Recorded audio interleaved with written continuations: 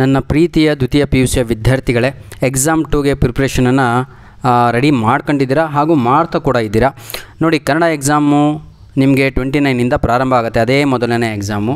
English exam ಬಂದು 2ನೇ ತಾರೀಕಿಗೆ ಇರುತ್ತೆ, ಮುಂದಿನ ತಿಂಗಳು 2ಕ್ಕೆ ಇರುತ್ತೆ. ಹಂಗಂತೇಳ್ಬಿಟ್ಟು ಆಮೇಲೆ 1ನೇ ತಾರೀಕು ಕೂತ್ಕೊಂಡು ಓದೋದಲ್ಲ ಸರ್.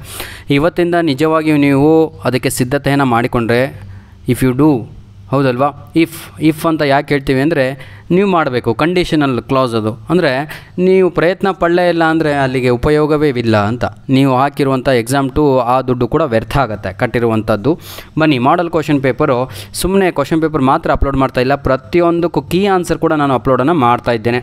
ಹಾಗೂ ಈ ವಿಡಿಯೋದ ಡಿಸ್ಕ್ರಿಪ್ಷನ್ ಲಿಂಕಲ್ಲಿ ನಿಮಗೆ ಬೇಕಾಗಿರುವಂಥ ಇಂಗ್ಲೀಷಿನ ಸುಮಾರು 10 ಲಿಂಕ್ಗಳನ್ನು ಇಲ್ಲಿ ಕೊಟ್ಟಿರ್ತೇನೆ. ಈ ಒಂದು ವಿಡಿಯೋದ ಡಿಸ್ಕ್ರಿಪ್ಷನ್ನಲ್ಲಿ ಆ 10 ಲಿಂಕ್ಗಳನ್ನು ಕ್ಲಿಕ್ ಮಾಡಿ ನೀಟಾಗಿ ಕೇಳಿಸ್ಕೊಂಡು ಓದಿದ್ದೆ ಆದಲ್ಲಿ 80 ಔಟ್ ಆಫ್ 80 ಫಿಕ್ಸ್ ಸರ್ ಎಕ್ಸಾಮಲ್ಲಿ.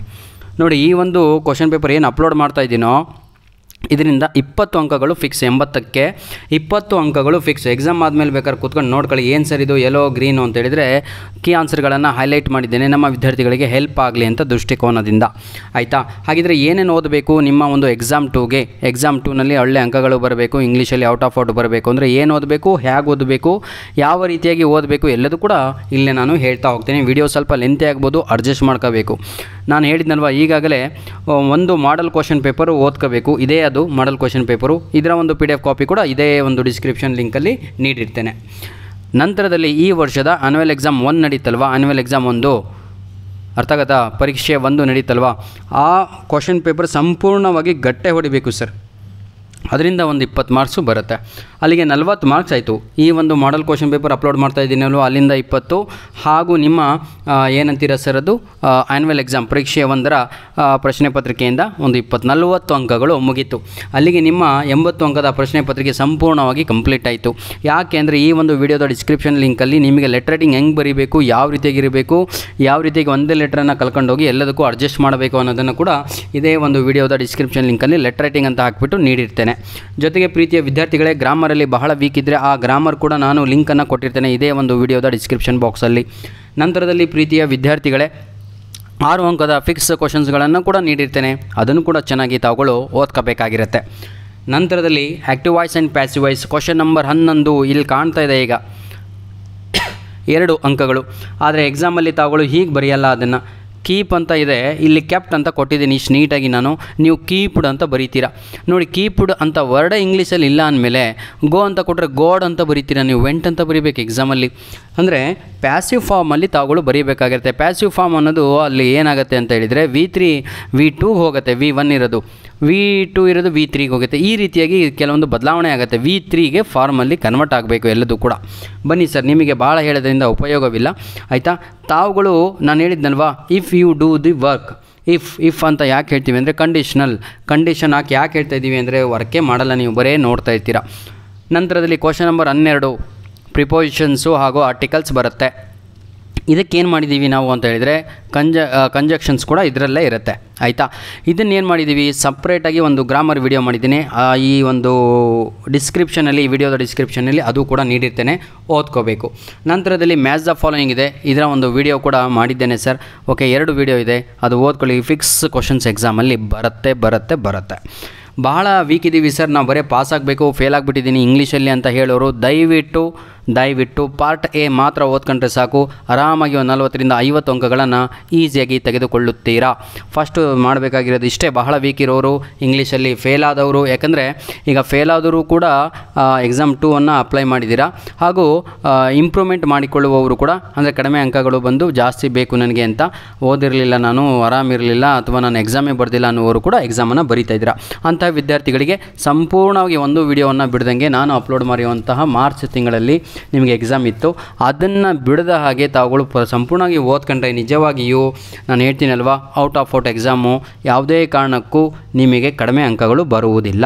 ಎನಿಹೋ ಪ್ರೀತಿಯ ವಿದ್ಯಾರ್ಥಿಗಳೇ, ನಿಮ್ಮ ಪ್ರೀತಿ ಸಹಕಾರ ಹೀಗೆ ನಮ್ಮ ಜೊತೆ ಮುಂದೆ ಇದ್ದರೆ ಓಕೆ, ನೀವು ಮುಂದಿನ ದಿನಗಳಲ್ಲಿ ಸಂತೋಷವಾಗಿ ಇದ್ದೇ ಇರ್ತೀರ. ನೋಡಿ ಇಲ್ಲಿ ಒಂದು ಈಗ ಜೆ ಕ್ವಶನನ್ನು ನೋಡ್ಬೋದು. ಆ್ಯಡ್ ಎ ಪ್ರಿಫಿಕ್ಸ್ ಅಂತ ಇದೆ. ಇದನ್ನು ಎಕ್ಸಾಮಲ್ಲಿ 99% ವಿದ್ಯಾರ್ಥಿಗಳು ಲಾಸ್ಟ್ ಎಕ್ಸಾಮಲ್ಲಿ ಅಂಡರ್ಸ್ಟ್ಯಾಂಡ್ ಅಂತ ಕೊಟ್ಟಿದ್ದರು, ಅದಕ್ಕೆ ನಾಟ್ ಅಂಡರ್ಸ್ಟ್ಯಾಂಡ್ ಅಂತ ಬರೆದು ಬಂದರು. ಆ್ಯಕ್ಚುಲಿ ಸರಿಯಾದ ಉತ್ತರ ಬಂದು ಮಿಸ್ ಅಂಡರ್ಸ್ಟ್ಯಾಂಡ್ ಅಂತ, ಮಿಸ್ MIS ಅಂತ ಬರೀಬೇಕಿತ್ತು. ಆ MISಗೂ MISS ಅಂತ ಬರೆದವರು ಬಹಳ ಜನ ಇದ್ದರು. ಆಯ್ತಾಯ್ತಾ. ನಂತರದಲ್ಲಿ ಪ್ರೀತಿಯ ವಿದ್ಯಾರ್ಥಿಗಳೇ 26ನೇ ಮೇನ್ ಕ್ವಶನ್ನು ಕೂಡ ಅಷ್ಟೇ ಸಪ್ರೇಟಾಗಿ ಒಂದು ವಿಡಿಯೋ ಮಾಡಿದ್ದೇನೆ. ಈ ಒಂದು ವಿಡಿಯೋದ ಡಿಸ್ಕ್ರಿಪ್ಷನ್ ಲಿಂಕಲ್ಲಿ ಆ ಬಾಕ್ಸಲ್ಲಿ ಲಿಂಕನ್ನು ಕೊಟ್ಟಿರ್ತೇನೆ, ಅಲ್ಲಿ ಕ್ಲಿಕ್ ಮಾಡಿ ಈಸಿಯಾಗಿ ಕುತ್ಕೊಂಡು ಕೇಳ್ಕೊಂಡು ಒಮ್ಮೆ ಬರೆದಿರಿ ನೀವು. ನಾನು ಹೇಳ್ತೀನಿ ಅಲ್ವಾ, ಆ confidence level ಬೇರೆದಾಗತ್ತೆ.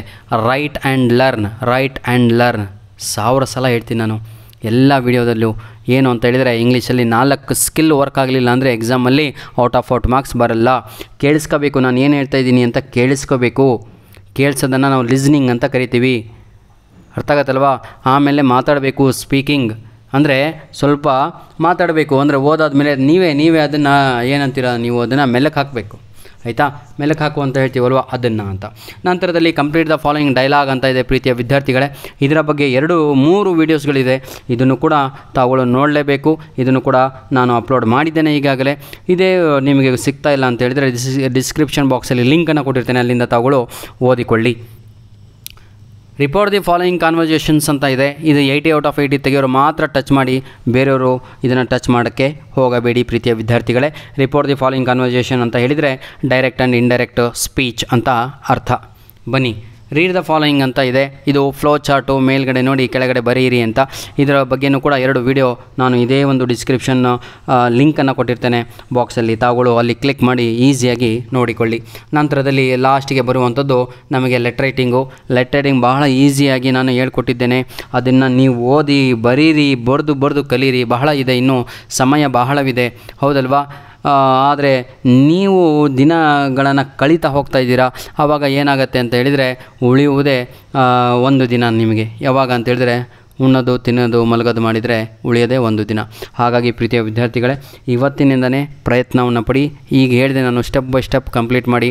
Model question paper ಸಂಪೂರ್ಣವಾಗಿ ರೆಡಿಯಾಗಿ, ಆ್ಯನ್ಯುವಲ್ ಎಕ್ಸಾಮ್ ಪೇಪರ್ 1 ಸಂಪೂರ್ಣವಾಗಿ ರೆಡಿಯಾಗಿ. ಸರ್ ನಮಗೆ ಕೀ ಆನ್ಸರ್ ಬೇಕು. ನಾನು ಹೇಳ್ತಾ ಇದ್ದೀನಲ್ವ, ಈ ವಿಡಿಯೋದ ಡಿಸ್ಕ್ರಿಪ್ಷನಲ್ಲಿ question paper with key answer, with grammar, with letter writing, with ಏನೇನೇನೇನು ಬೇಕು ಎಕ್ಸಾಮಿಗೆ ಎಲ್ಲದೂ ಕೂಡ ಕೊಡ್ತೇನೆ.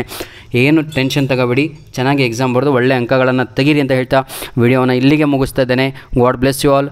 ಧನ್ಯವಾದಗಳು. ನಿಮ್ಮ ಅಮೂಲ್ಯವಾದ ಸಮಯವನ್ನು ನಮಗೆ ಕೊಟ್ರಿ.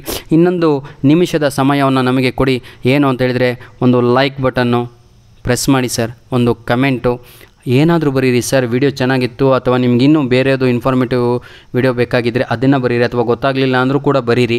ನಂತರದಲ್ಲಿ ಪ್ರೀತಿಯ ವಿದ್ಯಾರ್ಥಿಗಳೇ, ದಯವಿಟ್ಟು ನಮ್ಮ ವೀಡಿಯೋಸ್ಗಳನ್ನು ನಿಮ್ಮ ಫ್ರೆಂಡ್ಸ್ಗಳಿಗೆ ಶೇರ್ ಮಾಡೋದನ್ನು ಮರೆಯಬೇಡಿ ಅಂತ ಹೇಳ್ತಾ ವಿಡಿಯೋನ ಇಲ್ಲಿಗೆ ಮುಗಿಸ್ತಾ ಇದ್ದೇನೆ. ಧನ್ಯವಾದಗಳು. God bless you all the best.